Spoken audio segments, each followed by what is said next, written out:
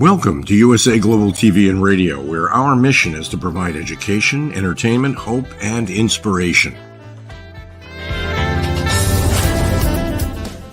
USA Global TV and Radio connects you with experts and audiences all around the world every single day to help you succeed in business and to live a richer life. Visit us at usaglobaltv.com to learn about career and life-changing training and mentoring programs like the Listening Mentor. Subscribe to our newsletter to stay informed about our special programs and offers. Discover how you can become a guest on one of our shows or a host or producer of a USA Global TV and Radio show of your very own. That's USA Global TV and Radio, where the doctor is always in.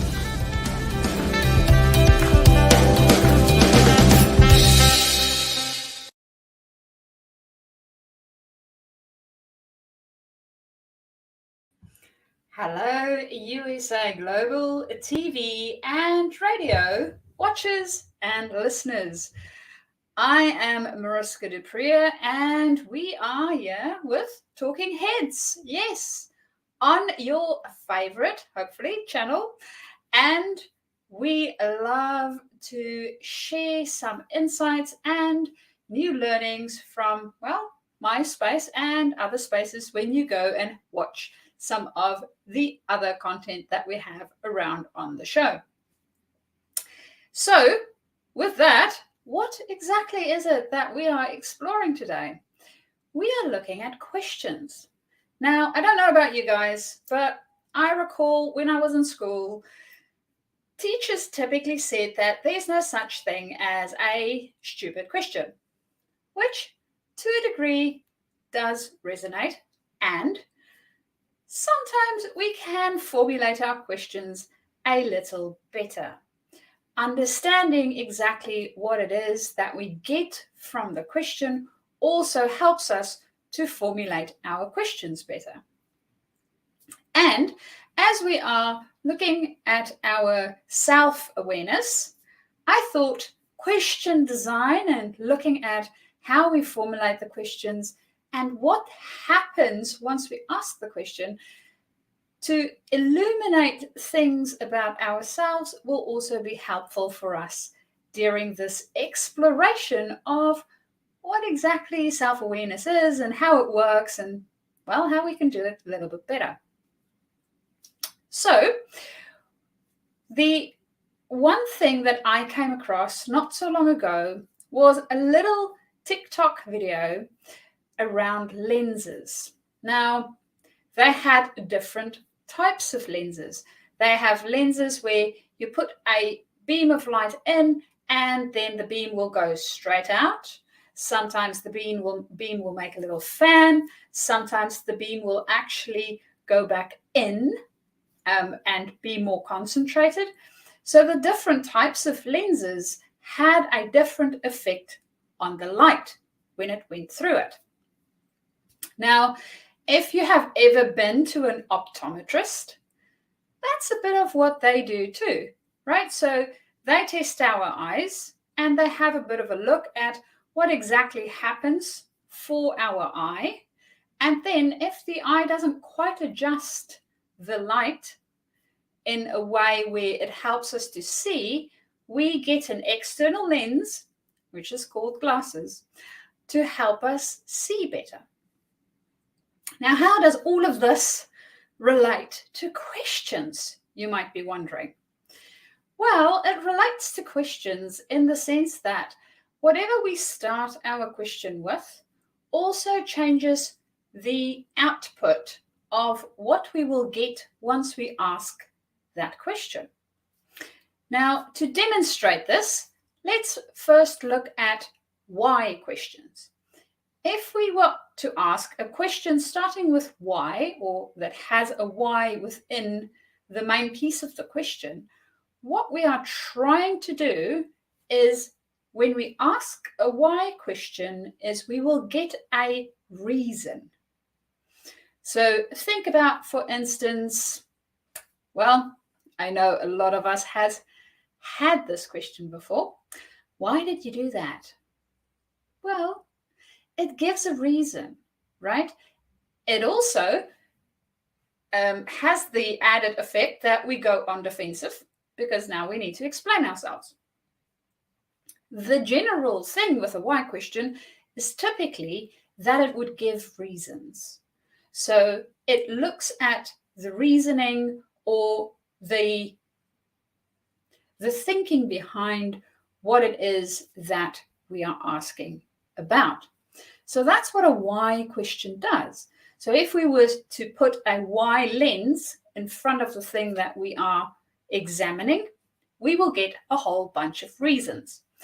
This is also a great question that they typically use when they are trying to fault find. So in the engineering field, we do fault finding quite a bit. And one of the things that you do when you're fault finding is you ask why at least 5 times to get to a root cause. So for root cause analysis, you ask why up to 5 times. You can even ask it more times than that to find out exactly why the reason this thing failed, right? So that's one way of utilizing why so we can get to a reason. And in the case of root cause analysis, we get to the exact reason why the thing failed. Because we need to work through a few layers within the why paradigm to get to those deeper reasons or reasonings within that space.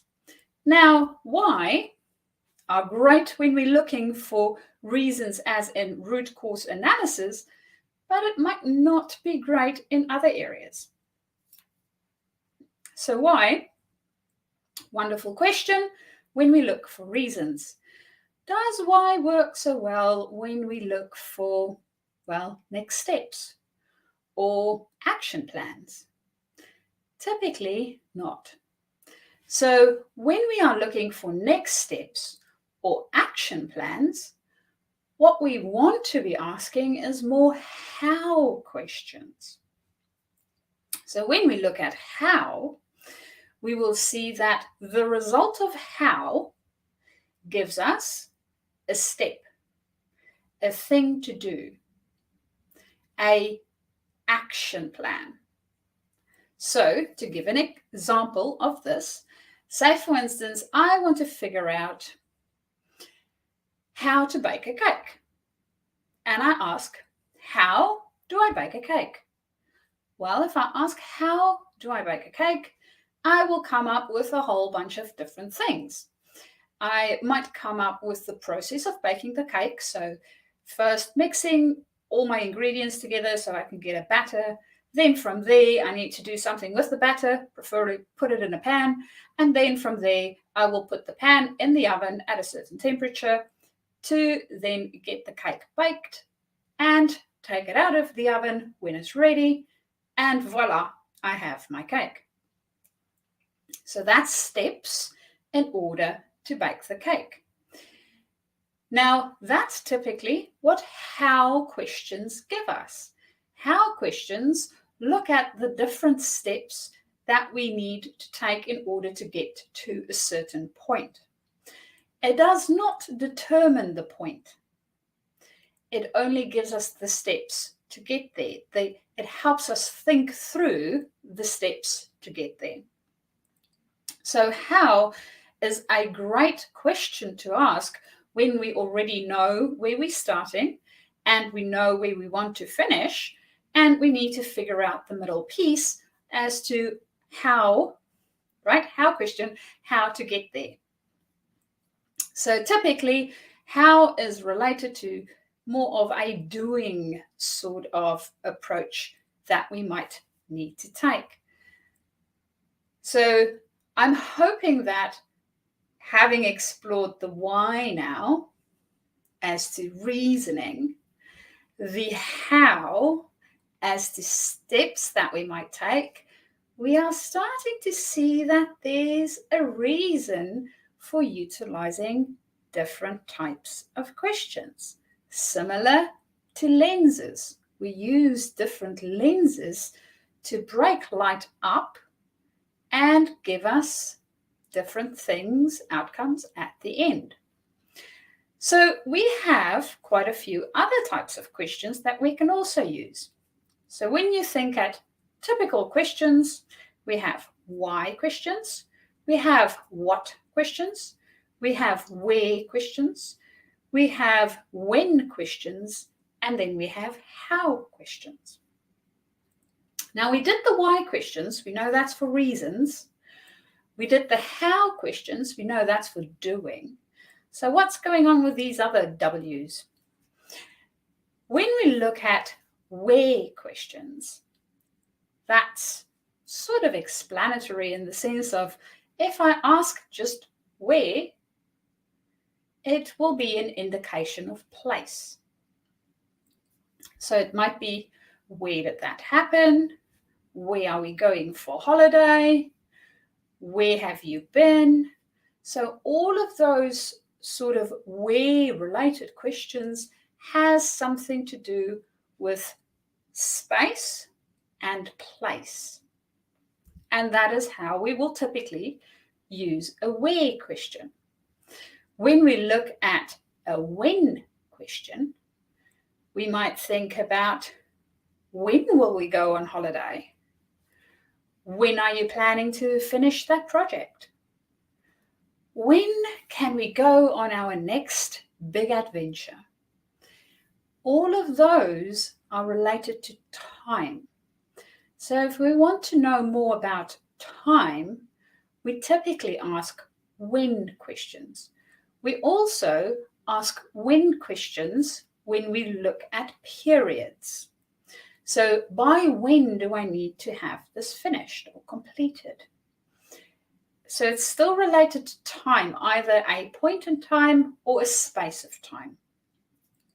And then we have what I feel is the funnest question of them all, and it relates to the what question.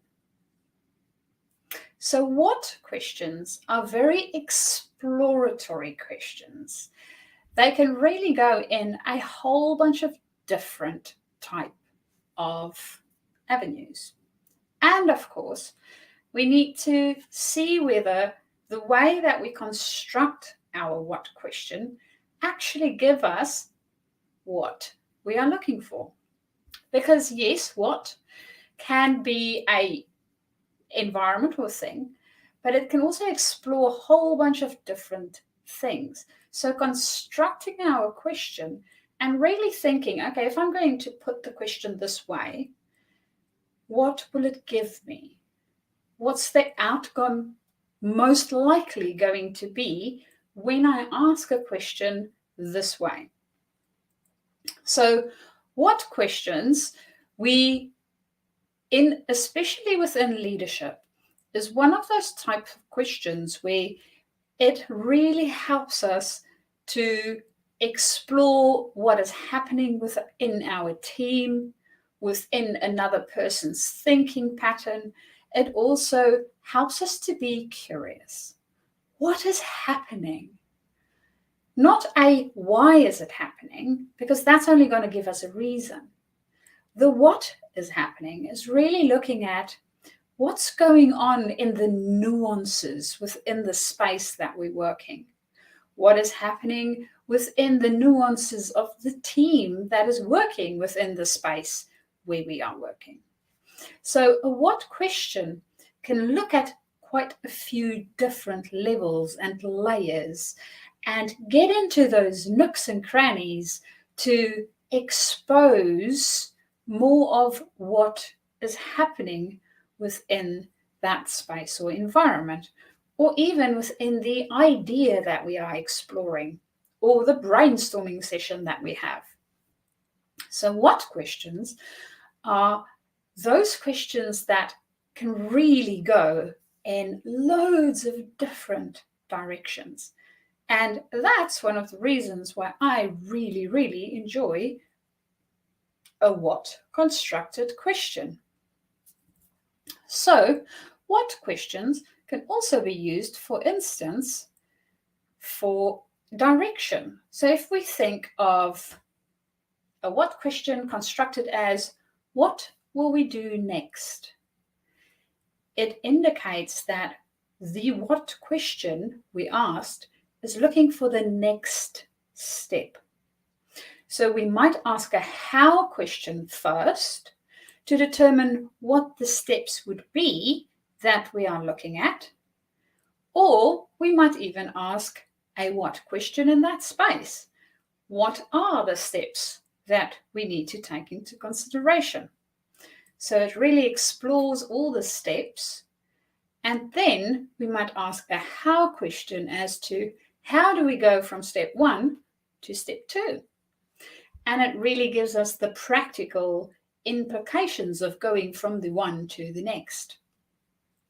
So you can start to see how our questions, the type of questions we are asking ourselves, will result in different outcomes for us.